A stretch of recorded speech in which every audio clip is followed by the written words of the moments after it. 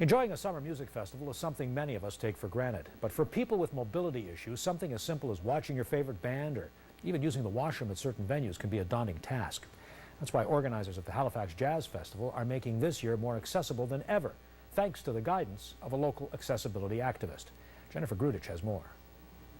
Paul Vienneau was first introduced to the Halifax Jazz Festival as a performer in 1988.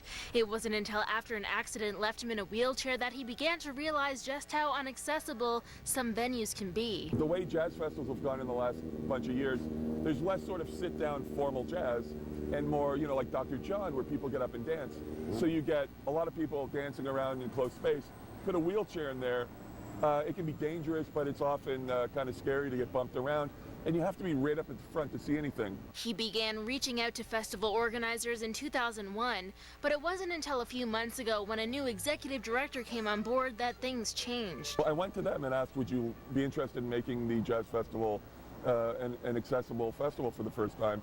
And they were interested right from the start. Together, they devised a plan that included a new viewing platform, wheelchair-friendly cable covers, and accessible porta-potties. We called Paul and asked him to consult with us on things we could do to basically make the site more accessible and, prioritize some of it as well. Obviously, we don't have millions of dollars and could just do everything, but what are the priorities around the site? The festival is spread across several different venues in the city.